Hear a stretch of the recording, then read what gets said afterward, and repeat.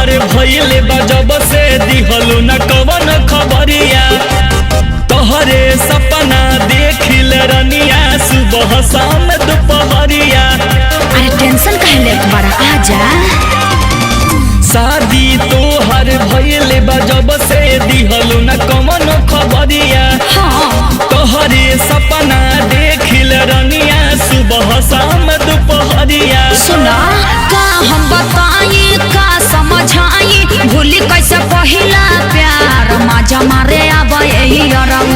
का हम बताई का समझाई, भूली कैसे पहिला प्यार मजा मारे आबे अरऊ। न्योता लेके गइल भतार मजा मारे आबे अरऊ। न्योता लेके गइल भतार मजा मारे आबे अरऊ।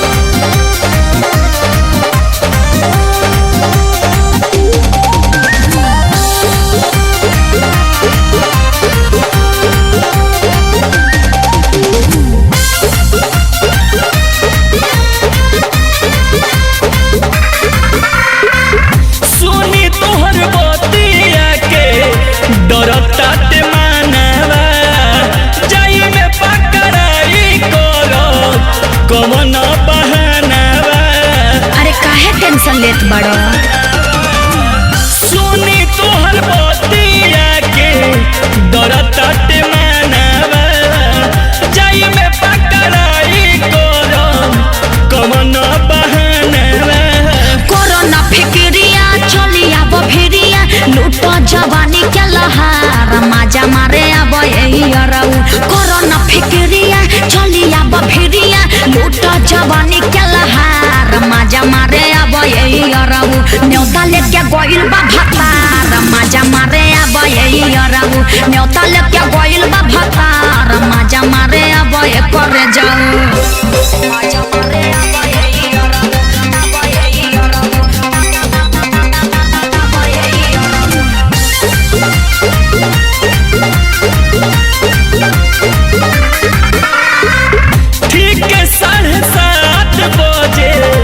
रतिया के आई 12 बजे से पहले घरे चल जाई। ठीक बा, मंजूर बा हमरा।